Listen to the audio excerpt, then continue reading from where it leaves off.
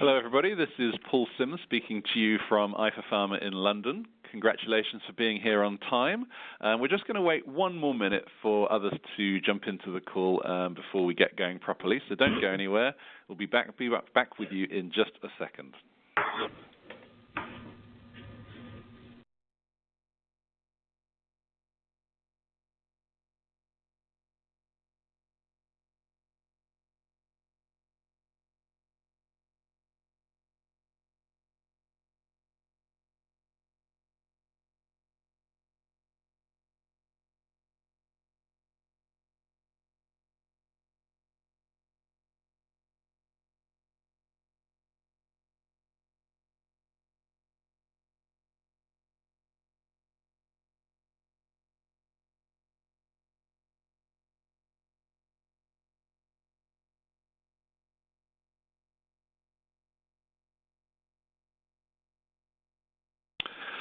Good day and welcome, everybody. This is Paul Sims once again. I'm the chairman at eyeforpharma. I'm calling to you today from London. And welcome to today's webinar, which is called It's the Experience That Counts. Look after your customer's journey from start to finish. And I'm absolutely delighted that you could join us today.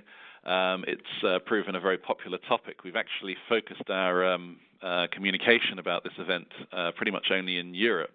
And yet we've still managed to get about 700 people signed up today, which shows that it's an important topic and one that we've spoken about before, but I think we're going to go to another level of depth today, which is very exciting. I'd like to point out just before I introduce everybody that today's session is being run together with Salesforce, as you'll see their logo in the top right. And of course, you'll all be familiar with the company, one of the fastest growing, particularly in the last decade. But what you might not recognize until today is that their experience working in many industries has brought some very strong customer insights and ideas, which we in pharma can now take advantage of. So I'm looking forward to Steve's contributions today, and he's actually going to start us off with a couple of slides just to set the scene and get the conversation going. And as you can see, Steve, top right on your screen there, he's the multi-channel and marketing cloud expert at Salesforce, actually has 16 years of experience in our industry, beginning as a humble sales rep, so is very well versed in this subject, unlike me, clearly, and very much looking forward to his insights. On the left of him, you will see Philippe. Now, Philippe has been a very good friend of eyeforpharma, has been a speaker at several eyeforpharma events in the last few years and a couple of webinars even. And we're probably going to keep inviting him back because every time he's shown a very solid understanding and hands-on experience, particularly in this customer engagement area. And most recently has been pioneering a major global rollout at his company, MSD. And I always like to talk to Philippe just to get updates on how such a major program is going, and no doubt he will share some insights from that today with you as well. Underneath Philippe is Rebecca, who is now head of customer experience strategy at Shire, and she's actually been at Shire since 2012, before that with Novartis for about 3 years, Boehringer before that for about 5 years, and actually comes from roles in brand and product management. And recently she gave us an interview, actually, on her experience mapping out the patient journey at Shire. And it's a very refreshing article, so do please take a look at that on our website when you can. Looking forward to having you, Rebecca. Thank you very much. And last but certainly not least is Deb. Now, Deb is with a very interesting company called Wunderman. I actually know this company personally as an agency from the consumer markets. I used to go to a lot of events run by Wunderman on how to think digital and think mobile back when those first became big things, probably 8 or 9 years ago. And they always had a very pioneering, very forward-thinking spirit and seemed to be a couple of years ahead of everybody else. So big expectations. Sorry about that, Deb. But Deb herself has worked in health strategy since 2001, so I'm very sure that we're going to be in comfortable hands today. So that's introductions, and what I'm going to do now is hand over to Steve. Steve's going to regale us with a couple of his insights before we get going. So over to you. Thanks, Paul, and good afternoon, everybody. If we can switch to my first slide, please. Thank you. Yeah, it's the slide that sucks all the joy out of any presentation I do, and I won't dwell on it. It's a forward-looking statement slide from Salesforce. Please make any decisions, any commercial decisions based on what we have available today, not what we might talk about as things come up in the future. So that's all I want to say about that one, and we can get on to the content, please, for the next slide. So this slide really spoke to me because what it says is our best experience anywhere becomes our expectation everywhere. Now, we're all individuals, and despite the explosion in the digital world, behind almost every device, click and data point, there is a person. Like it or not, we're all marketers in the data-driven world. And as those real and digital worlds have become so integrated, our ability to compare experiences has become much easier. And we expect a connected experience, a social experience, a personalised experience, and an intelligent experience. And all the research and all the kind of points that we'll see today suggests that more and more companies are starting to compete on customer experience. However, when I look at where our industry is in comparison with what we see at Salesforce across industry, I see a big gap in approach.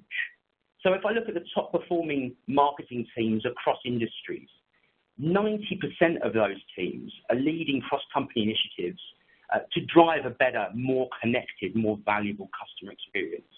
Whereas in our industry, I see less than 60% of marketers doing the same thing. Similarly, when I look at what life sciences marketeers are doing around and what their companies are doing around increasing focus on developing a consistent experience, I see that less than 6 in 10 of those companies are really focusing on understanding the customer, linking the customer's history across sales, service, and marketing. So I guess my opening kind of question to the panelists to kick off the discussion is, what do we think is driving that gap? Why is our industry perhaps so far behind other industries? And what are the things that what are the challenges that are there? What are the things that we can start to do to address that? Perhaps, Rebecca, what's your first perspective on that? And then we can go around the room.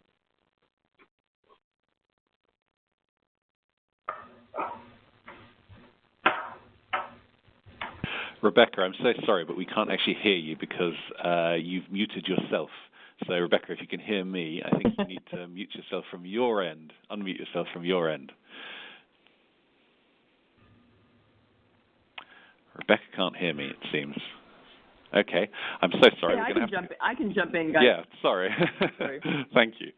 That's okay. I can jump in while Rebecca's getting unmuted. And Steve, I think that's a really good point, right? Like I think we sort of have a what and a why sort of challenge there, right? So there's this notion that, the best customers, like when we think about, companies like Spotify or Zappos or Netflix, they're really focusing on being an integral part of our day. As consumers, they're providing services that are indispensable. They are, providing support that maybe we refer to or talk about daily. And I think, for pharma, clearly there's an opportunity, right, to almost compete on the share of day with our customers versus, for example, share of therapy. But the challenges are not insignificant. I think that, on the one hand, you've got, some regulatory challenges, like we know that getting the data, the insights, the direct connections to our customers, certainly digitally can be challenging. But I think the bigger challenge, and maybe Rebecca or Philippe can speak to this, is the organizational, right? Which is, how do you break down some of the silos when some senses are working towards different ends and need to sort of have a shared vision here. I don't know if Rebecca or Philippe, you guys want to add to that? Yeah, Rebecca's back now. Can you hear me now? Yes. Oh, good. You can hear me? Oh, great. So I think you make some fantastic points, and I believe, and we spoke about this earlier, that really I think in pharma we've all worked in pharma for so long, and we always are looking for people with pharma experience, and we're really missing out on those people that come from the consumer world who have these high expectations of customer service. And I think that's one reason. At the same time, I also think that we hide behind this very complex regulatory environment that we work within, and think that everything's just a little bit too hard, and we don't push and try and achieve the best kind of experience for our patients, because it is time-consuming and difficult at the very early stages within a company's progression in this area. So I think there's two key reasons, but but also, our patients are customers no matter what. Our patients and physicians are real customers, and I think it's something we need to fight for and really make sure that we improve the experience that we give for them as an industry for us to succeed. I think that's really imperative. So I suppose I'm expected to chip in here. Just, I guess the culture thing, this is Philippe, hi everyone. I think the culture side of things is definitely something to think about. So like many pharma companies, I believe we're embarking on what we call a digital transformation. And on one side, it is important to be considering digital because of all the opportunities it offers. On the other side, it could be a misnomer and probably making us focus on the wrong thing or not the only thing that we should be focusing on. I think we should be thinking more about marketing transformation, since to me that's one of the things that really drives a customer experience, about marketing transformation rather than only digital transformation. And that comes back to that culture aspect we were just going through. Have we really educated our marketers on what is possible now within a digital world? Have we really educated them, and I really like that quote, on what people's expectations are in terms of how we need to work with them? So that cultural aspect is something that we've really honed in on over the last year or so in trying to turn around and make that digital transformation. And we've definitely been focusing on marketing techniques, agile marketing, different ways of doing marketing, starting to understand what Facebook is doing, what Google is doing when they interact with people. Philippe, I wonder if it would be a very handy point, given that what you've just been talking about, to launch a little audience question. Let's see how much pressure our audience feels to match the expectations that have been driven up by companies outside of healthcare and consumer marketing, etc. So if you all look at your screens right now, you should hopefully see a question come up on board. How much pressure do you personally feel to match the customer consumer experience standards set by companies outside of healthcare? So you've got four options there, where the top one is obviously every day we strive to meet and exceed BTC standards, and when I say that, I'm actually saying that you believe that you are meeting and exceeding those standards within your company. So only choose that option if you really do feel that your experience is exemplary. Secondly, I feel strongly but little support and resource available. Thirdly, it's useful to look at trends, but they're not critical. So, you're aware of these things, but you're not necessarily putting them into practice right now. And then finally, maybe you don't think that we should be looking at these consumer markets, a different market. There's no need to follow it, and we should be doing what we need to be doing. So I can see about 40% of people have voted so far. I'm just going to hold that open for a few more seconds. 5, 4, 3, 2, 1. Thank you very much to everyone who voted there. I think we got most of you. So let's have a look at the answers. Okay. So I think we've got a bit of a normal distribution, a slight skew towards the top, I'm pleased to see, but a full quarter of people say that that is clearly a big motivator and it's something that they've got in their minds on a daily basis. Nearly two-thirds of people, though, strongly but little source, so the mind is willing but the flesh is weak, I suppose. It's useful to look at trends, 18%, and then a small minority, 2% of us thinking that it's not the right thing to do. So going back to you, Steve, perhaps, does that reflect what you would have expected within pharma? And is this something that we should be happy about or unhappy about? And by the way, I'm really... Sorry, go on. Yeah, I'm really encouraged by that poll result. I was kind of on the edge of the seat as the results were coming in.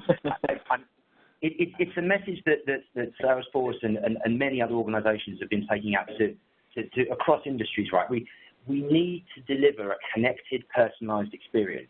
And I'm absolutely over the moon that the majority of people on the call today, perhaps although we are preaching to the converted a little bit, given the nature of the webinar, feel that we're doing that today, or we feel strongly about it, but perhaps the organisation needs a little bit more of a push. When I look at when I look across industry and what people are doing and what they need to succeed in order to become this gold standard of customer experience, it really kind of talks to me about three things that really jump out and consistent across all of our top-performing marketing teams. It's the operating model, and we'll probably get into a lot more detail around that. Are the stakeholders bought in? Do we understand the problem? Do we have the people skills, the market readiness in order to deliver? Do we have the tools to deliver this kind of message, and as we have the content? And then more importantly, do we actually have the data to enable this kind of this kind of integrated customer-consumer approach. As I said at the beginning, we're now all marketers in a data-driven world, like it or not. So without all of those three things, that nice little Venn diagram where there's a nice sort of overlap in the middle, I don't see how we're going to continue to progress that. And again, I'd be really interested to hear what the other guys on the panel think. I think that's like totally key. I really like those three things, but I think that, I think that the data is actually the critical piece, right? Which is the notion of, certainly for healthcare professionals, but to some degree, as possible for patients as well, this notion of being able to have a real view, right, of the customer, and that real view has to include both qualitative as well as quantitative, right? That sort of insight about that customer and having a shared view of that customer and the priorities around that customer for both marketing and sales, has got to be sort of the cornerstone, right, of starting to develop out this experience. Because if you really, as Philippe was saying, if you truly want to, transform how you're engaging, right, whether it be digital but also personal, right, how do you sort of combine that dance between a digital communication to a physician and then following up with a rep conversation and then following up with another online conversation or a third-party conversation? You really need that core to sort of bring it to life. I don't know what others would add to that, but I just think Deb, I believe you're spot on. I really believe you're spot on with the data-driven, and that's another aspect, I think, when we talk about transforming our marketing, that we really need to push when it comes to customer experience. There's such a richness of details that we can gather now with every interaction we do digitally. Actually enforces the more, like you say, quantitative versus qualitative, but it means we have even more quantitative data available now to really drive our experience that we want to create with our customers. So we can really sell an experience as opposed to just trying to invent one, so to speak. So the data-driven side of things is just absolutely critical, I think, in driving transformation. And I also wonder, and I agree that data, both qual and quant information around the patient experience is extremely important. That's what we're doing a lot of here, is trying to gather that information so we can make informed, insightful decisions about the experience we provide for the patients and our stakeholders. I also wonder, if many people really do know how to use the data that they're getting. And I think that, I feel that, just from the answer that most people have given there's an appetite to do more, but the lack of resources. But I also challenge people, can we start small? I'm sure that nearly every person that works on a brand or within a brand team has developed a website. Are we actually looking at that website and tracking the experience of our customers that come into the website? How are we attracting to them? What's the data that's, where those people are coming in? What are we expecting the conversion to be? And then what experience are we giving them once they leave that site? What other things can we do to support that customer as they enter? So you can always start small with one little website and then show the proof of what you're capable of, and then move into bigger projects from there on, and gathering that data, like you said, and also insights from what's going on. But I'm sure a lot of brands actually build a website and don't even know what's going on as well. Rebecca, is it? It's a fair point. Oh, sorry, everyone wants to speak. Sorry, I'll let you talk. It's a fair point on the amount of data that's available. Is that at one point it gets difficult to see the forest through the trees, so to speak. And so yes, we are generating a lot of data. And so how do we organize ourselves to be able to sift through that? And I think that's where we're starting to see real applications for artificial intelligence. And there are some companies that are actually making some inroads into that. So it's another form of marketing automation, but real automation driven by artificial intelligence. As many people have probably heard, there's a company called Actana that is based on Viva data. And what they're looking at is more how you drive the sales force type of things. How do you help the sales force or a digitally enabled rep actually organize themselves, learn from every interaction that they're doing with their customers, and derive sort of what is the next best action. But if you think of that applied then to the marketing side of things, I think that's really where we're going to start getting into being able to deliver a good customer experience. Yeah. I certainly see that. I think coming back to the point Rebecca made around, we stand up channels typically in isolation, and we're seeing, and I'll talk about it in a little bit more detail later, just the explosion of channels that are available to us as marketeers. And what we don't seem to have consistently is the ability to try and fail fast. And I know that's a message that's come across at a number of conferences and webinars that I've certainly participated in or listened to.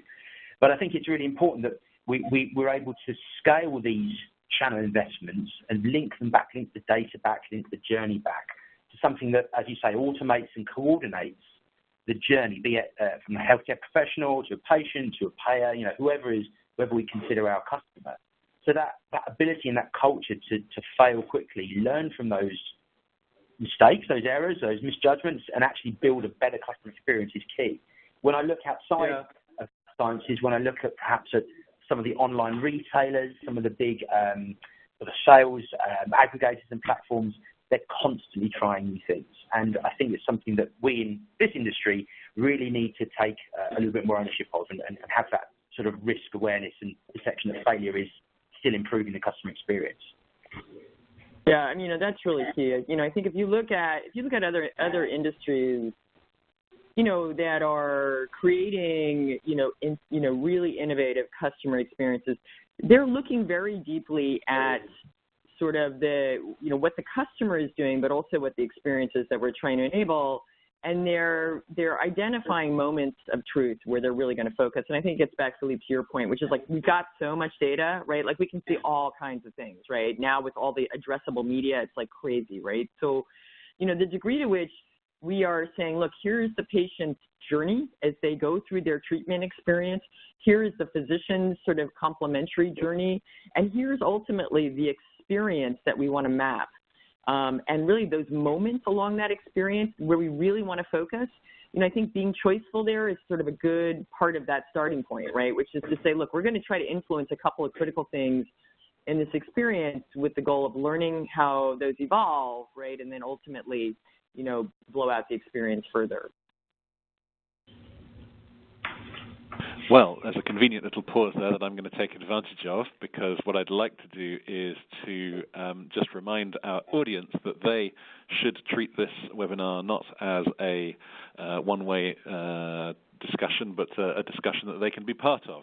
So please do use your Q&A box. I'd like to say big up to Tony Williams and Antonio Amantea for already being very vocal and sharing quite a lot of stuff with me there. And we'll obviously read out some of that in a short moment. But I'd like to see everybody else asking at least one question while they're here. So don't be shy. Do let us know what you think and whether or not you have any ideas for how we can make improvements on this. I'm also going to come to the audience now because we've talked quite a lot about the issues that pharma has in terms of getting this going, and we've obviously heard a few insights there. But again, I'd like to ask the audience to take part in another little poll question around that. So if we can go to the question that we have prepared.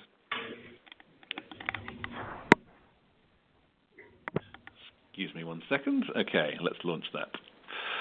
What is the biggest issue in preventing your organization doing more to establish customer experience management as a source of, who knows what, a source of revenue, I guess it's supposed to say there, I apologize. Legacy, product-focused culture and attitudes, a lack of skills and experience internally, no burning platform, it's not felt to be critical or important enough, a lack of vision of tangible ROI, so people don't know what benefit they're actually going to get out of it before they've started. I guess that sort of speaks a little bit to this sort of slight chicken and egg situation that Rebecca was talking about in terms of having the data there to show what's important and not knowing where to start. And then finally, the classic one that was mentioned at the very beginning, the regulatory and compliance concerns, of course, the reason we always claim to be a step behind in pharma, but is that really the biggest issue? So I'm forcing everybody to choose just one here. I know that's not very kind of me, but it does mean that you can only choose what you see as the most biggest issue. So I shall hold that open. We've had about half of you vote. Let's hold it open for another 5 seconds, see if we can get to 3/4. So 5, 4, 3, 2, 1. Okay, thanks everybody. Let's have a look at what you said.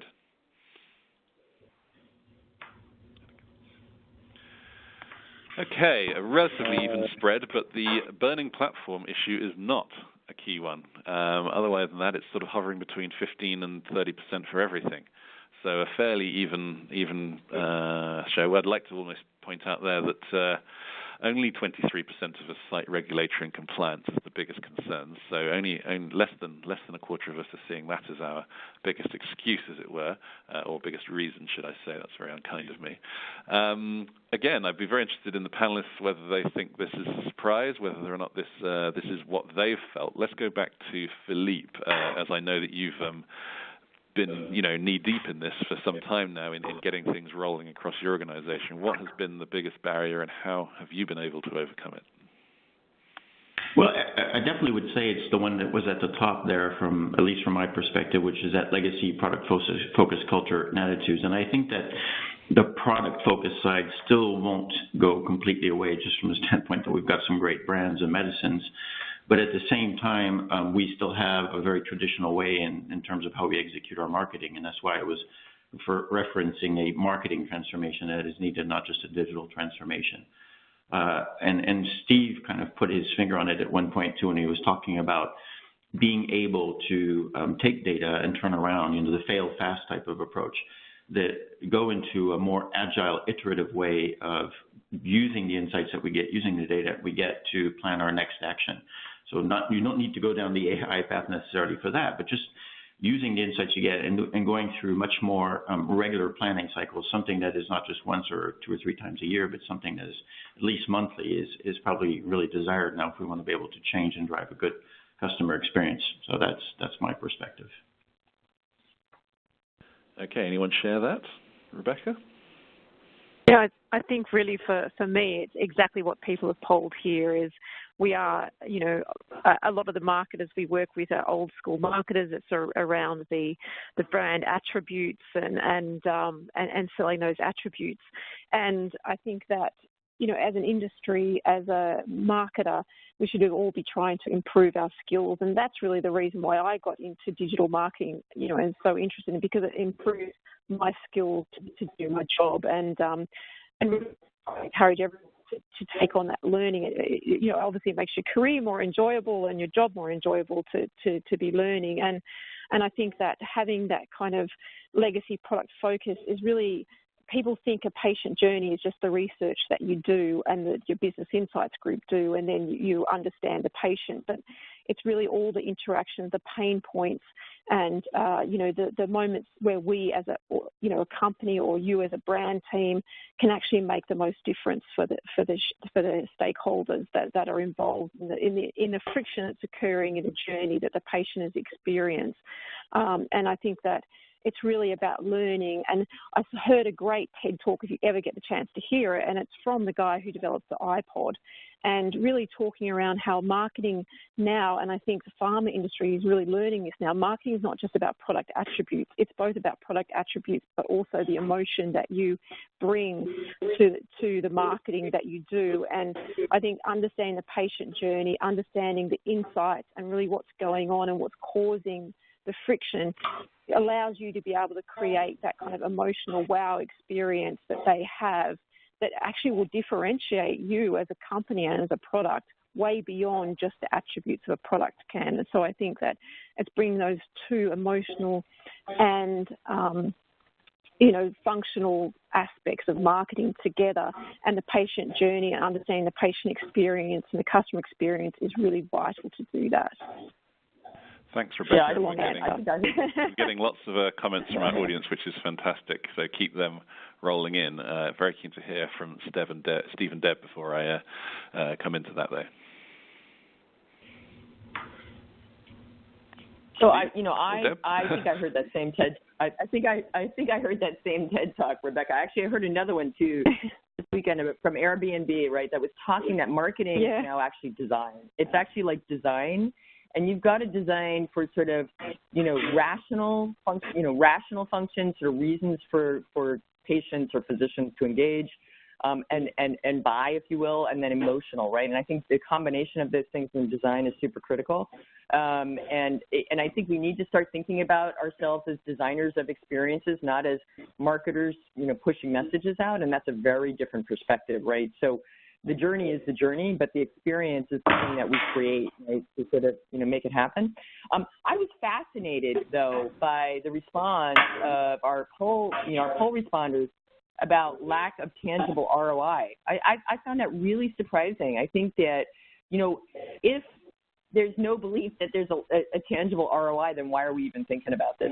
I don't know, and Steve, you may have experience here, Philippe, I certainly am seeing companies, clients of ours, working through the notion of attribution, understanding how better experiences drive better engagement. But, what are you guys seeing in other companies in terms of how they are sort of seeing a value here? It's a really good point, Deb, and that line and the weighting on that line surprised me as well, because again we see the same thing.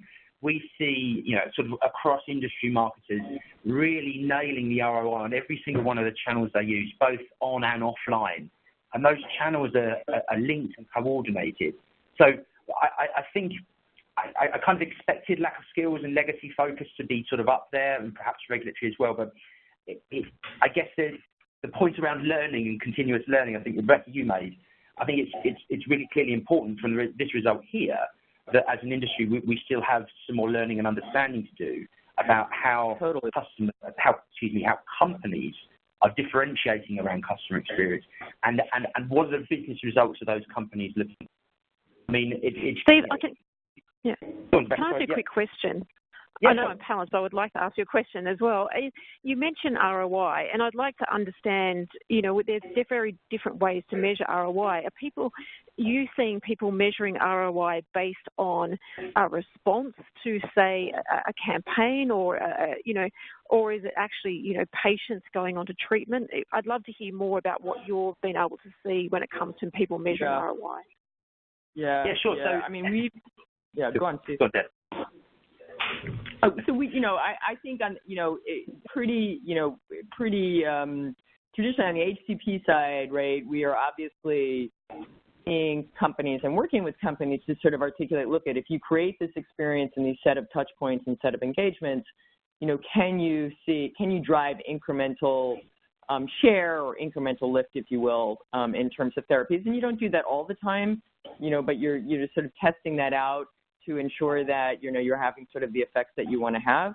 I think on the patient side, obviously you're trying to influence things like obviously conversion, but also adherence, right? And doing that means that you've got to get all the other things right first, right? You've obviously got to be able to have a journey and experience mapped out. You've got to be tracking the data, as you had noted earlier, but you have to have a pro forma or some kind of model that suggests what that could drive if you got optimal engagement, and then ultimately be able to track that real ROI.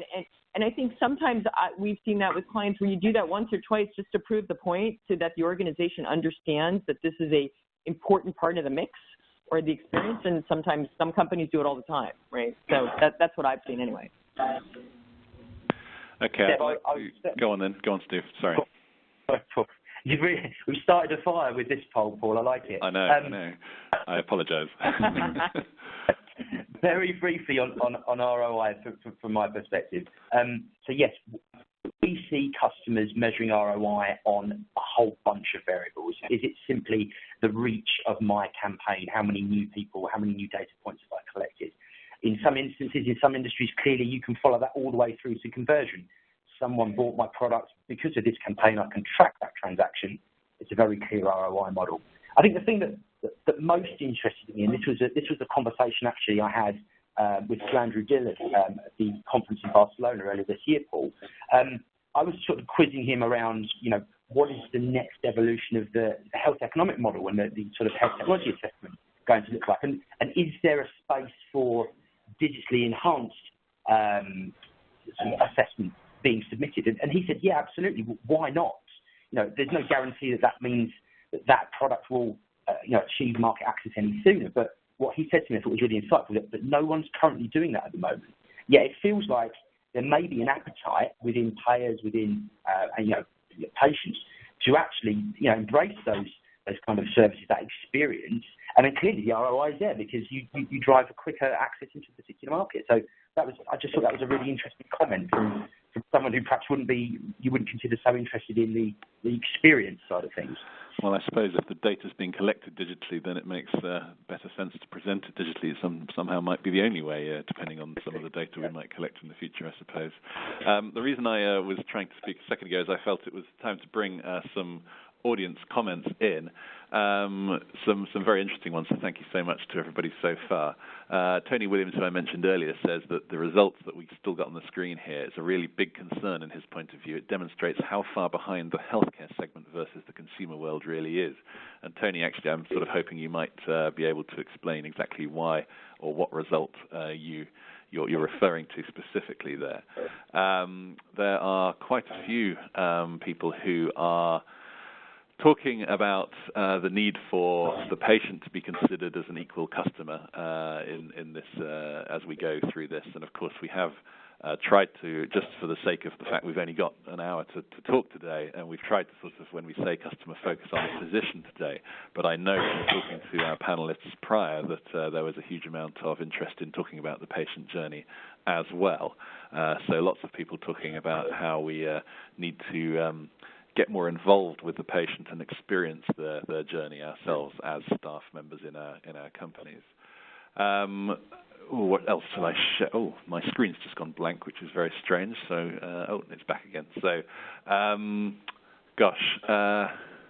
when it comes to implementing a global patient experience plan, how do you ensure the operability across regions and vendors is executable? What are some major hurdles that we should watch for? This becomes especially challenging when PX, I'm not actually sure what that means, I'm sorry, PX is embedded in the organization and is siloed. Patient experience, of course, is embedded in the organization and siloed. And then there's a few people who are asking for examples. We've not really talked very much about cases. Can you share any good examples of integrated customer experience based on superior understanding of patients and HCP journeys in the pharma scenarios? So I don't know if any of you can do that, but I'd be very interested to hear your responses. So, Paul, one perspective I could give, and I think that, definitely an excellent question around the patient, is I think we all are now in the business of definitely looking after patient outcomes as the biggest driver for our companies. I don't think that anybody's not doing it anyway. And certainly that's what I picked up at the last eyeforpharma conference. Everybody is all about patient-centricity. And I think the path, though, to a patient is on one side still through the HCP. So you still need to work with HCPs. You need to work with the care providers and also with the payers.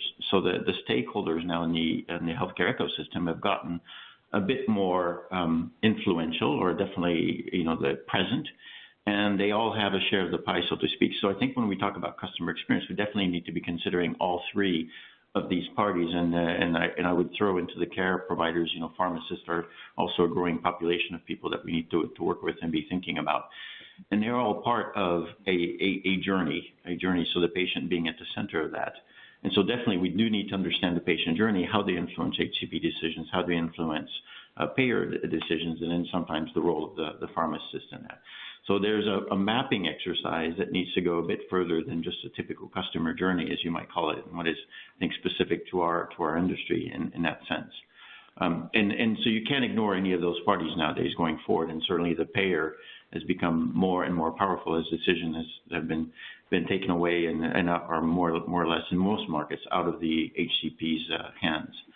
So we do need to take that tripartite into account. And again, the patient is at the heart of that. That's definitely not going to go away, and I think it's going to be, again, we're more and more focused on patient outcomes than I think we ever were before, and digital will help with that. Philippe, just staying with you for a second. Sorry, everybody. Hold that question. Hold that thought. Just before moving on, I've just had a very good question from Justin Castle come in about how you just talked about having that sort of triumvirate of customer types. As the HCP is such a key player in the quality of customer experience for our product and provincial provider of data for us to respond to, how does the panel best feel that we can bring these stakeholders better into the transformation journey for patients? So I don't know if you think that will be accomplished with the mapping that you've just talked about, Philippe, but how do we go that one extra step? That one is actually fairly straightforward, I would think, in the sense that, and then, back on the digital and customer experience, but digital has given us an opportunity to share information more broadly. And certainly that's one of the big things that the HCP community is expecting from us, is that ability to be able to share information and data, for them to be able to communicate with experts, to be able to get guidelines, to be able to get access to information that helps them with their patient outcomes. And so there's different ways you can drive that, but I think that we've gotten more and more now in the business through digital means, and because it's much more affordable, to be able to deliver all sorts of information. So we have become sort of an information providers, and not just necessarily branded information, but unbranded information. And that's also needed if you're starting to think about awareness campaigns. And social media is now part of the mix. Another great opportunity to be able to educate and to be able to disseminate information.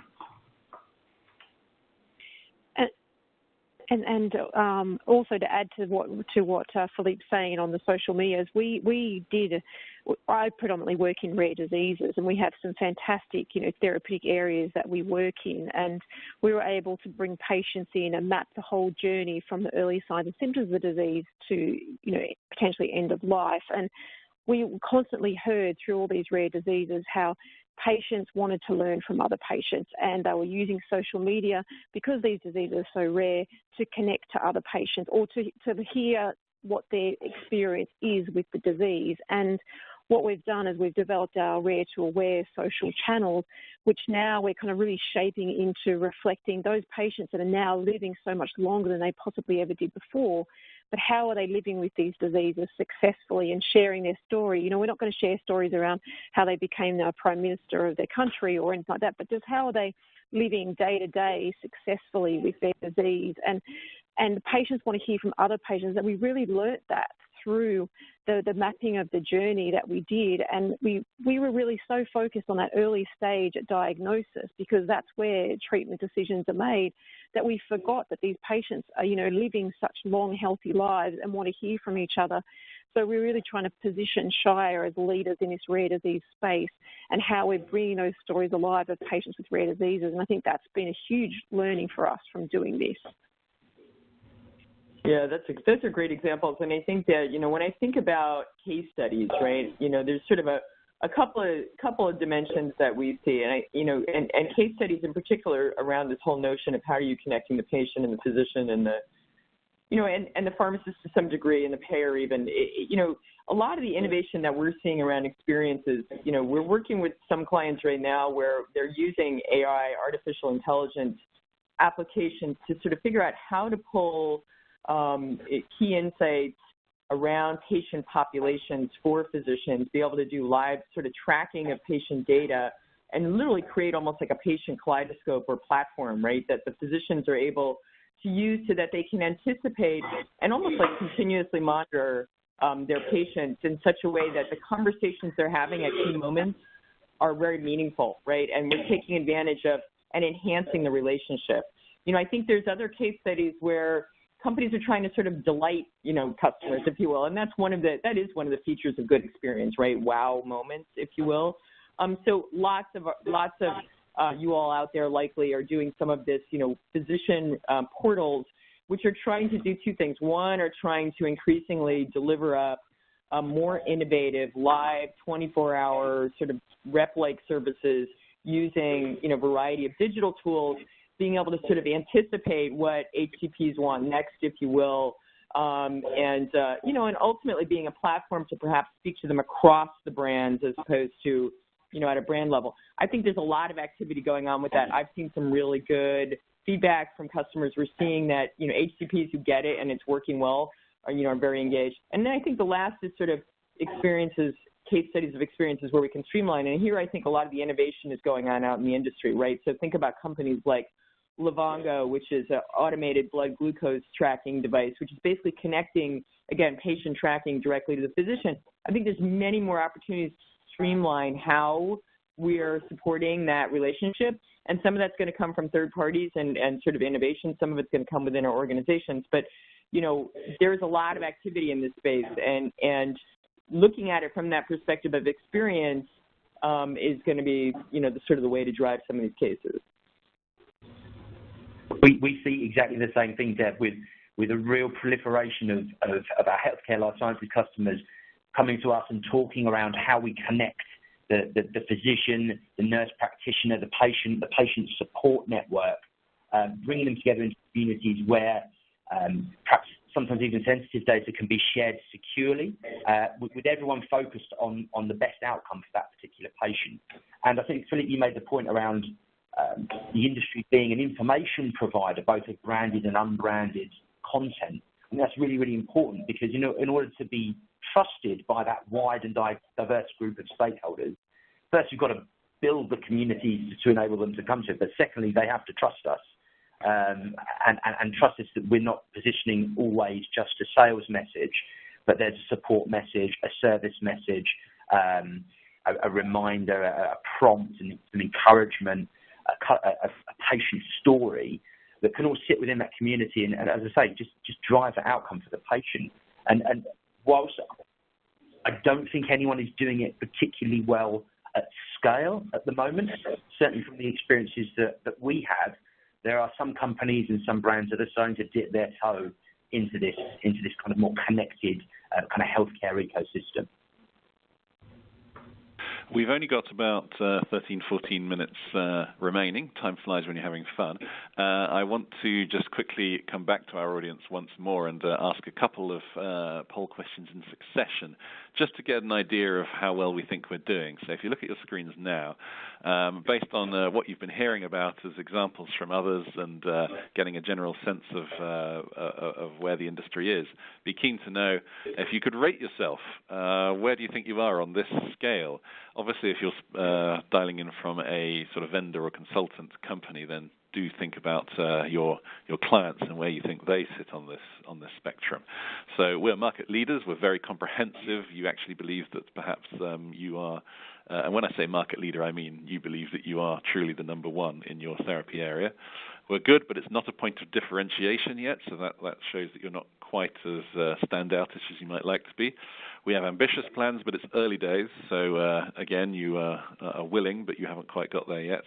And then perhaps we understand our customers, but delivery could be better, so this is probably a poor rating if you'd give yourself this, or below average rating. And then finally, this is not your priority. We've got bigger priorities at present, and that needs to be sorted out before you can actually focus on this. So where are you?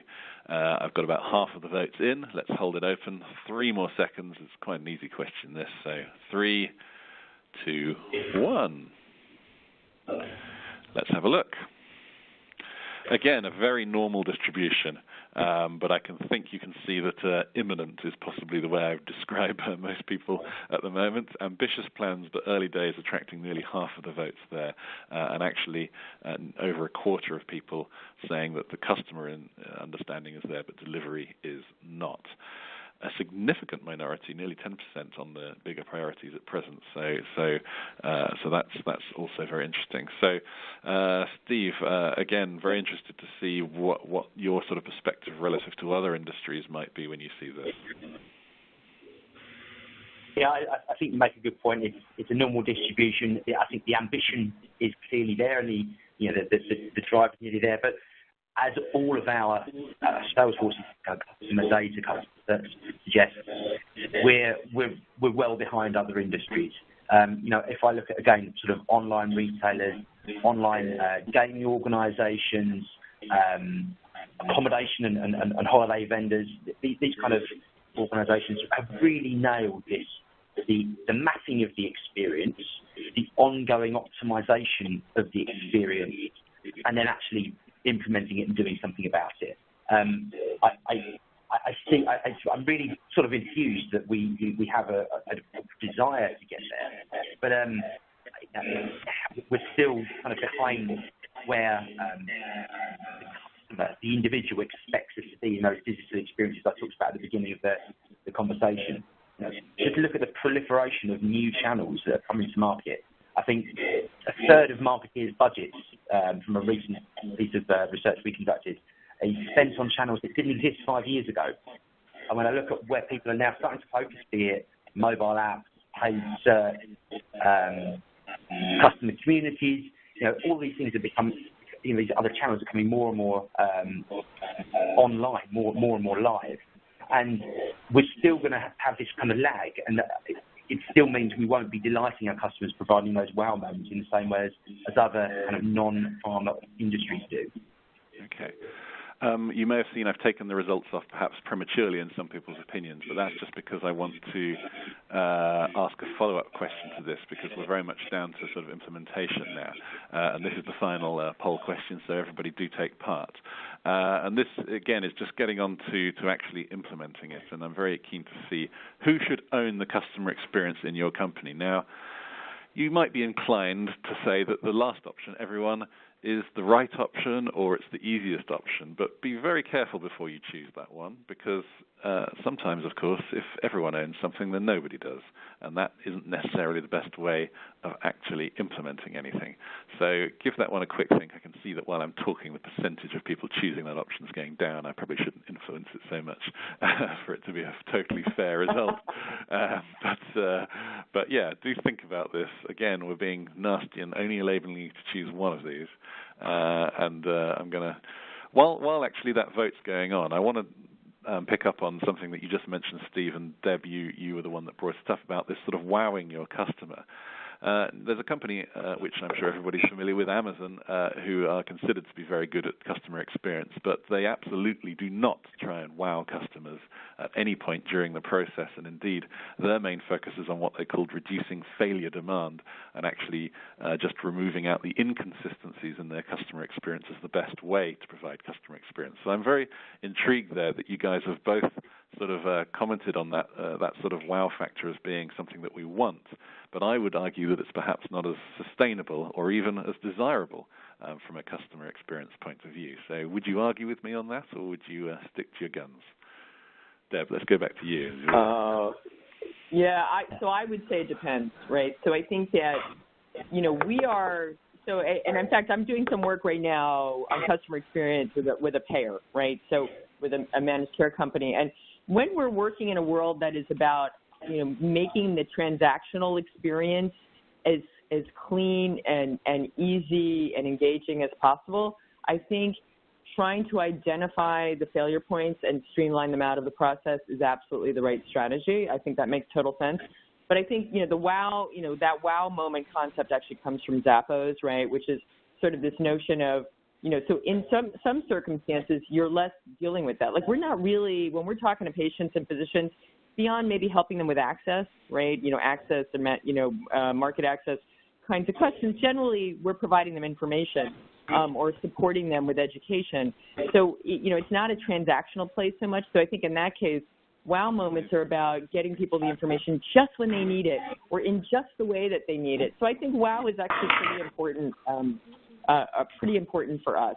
That's my opinion.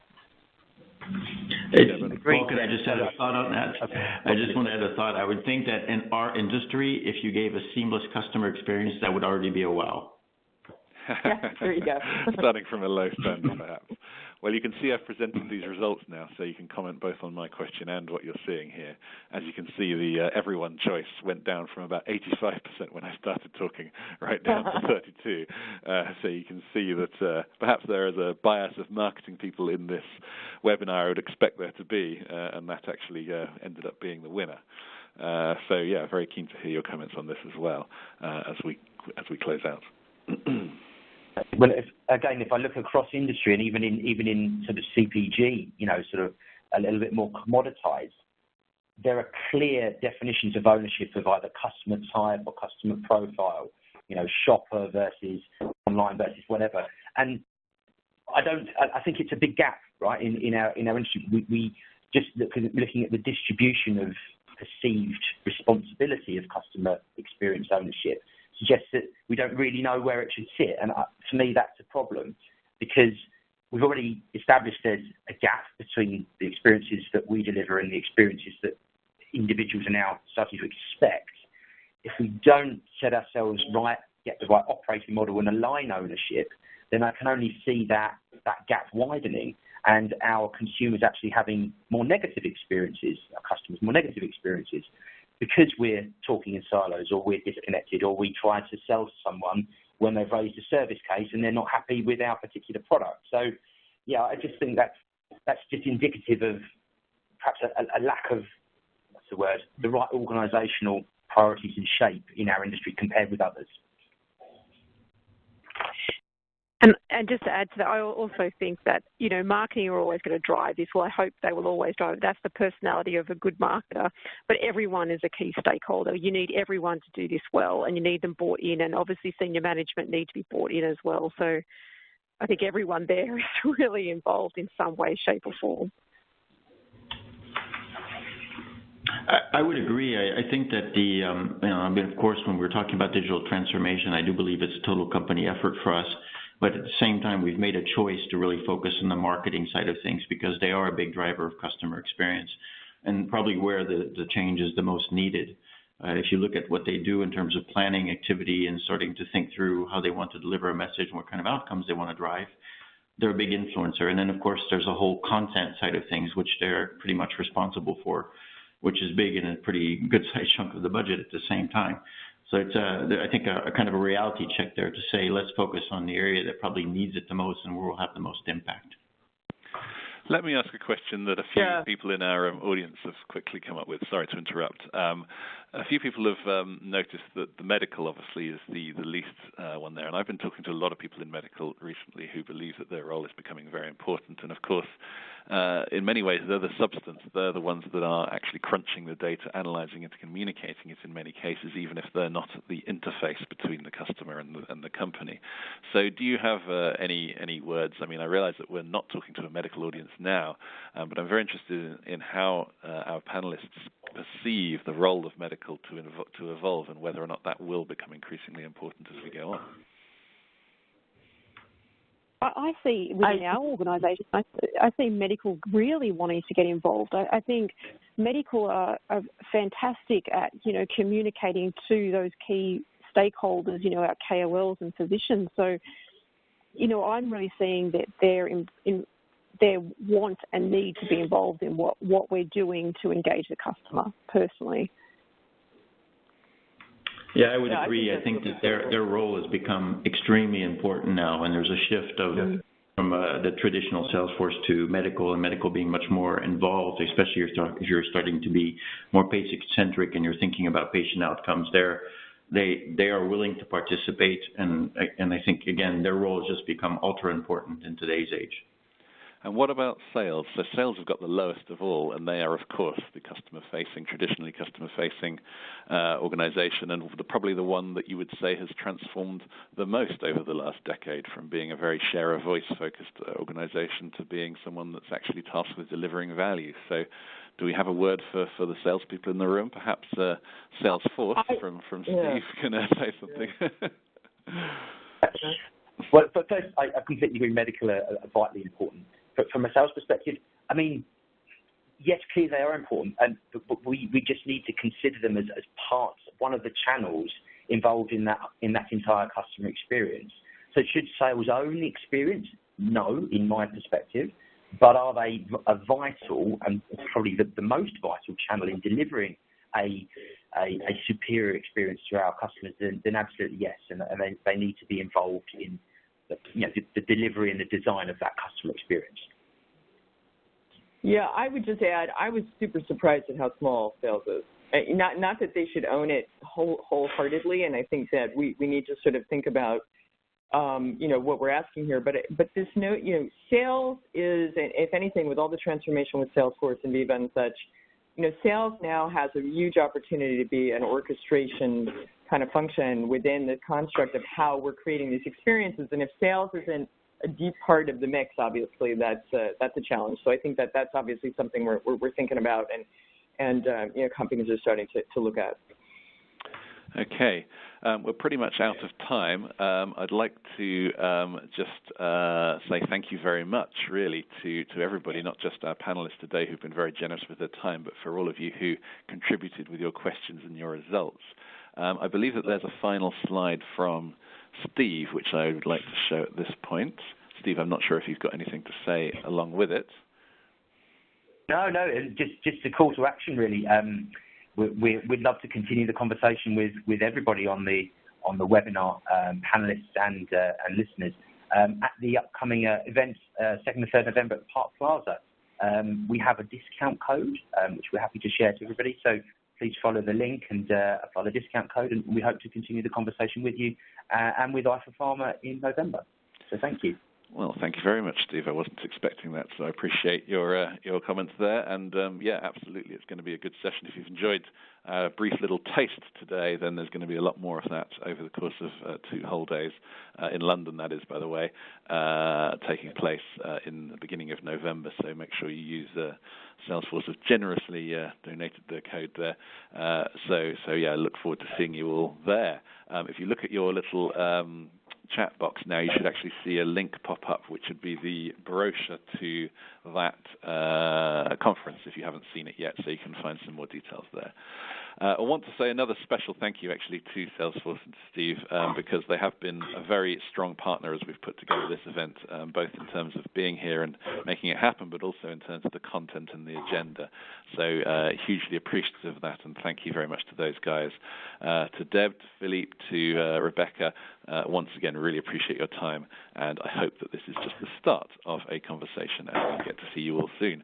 Any comments, any ideas for future sessions, just write them in the Q&A box before you leave, and we will take note of that. We'll hold it open for another couple of minutes, but do tell us. It's the only way we know how to improve, so tell us what you want. All right, thanks very much, everybody. Have a great day, and I wish you the best of luck in implementing this going forward.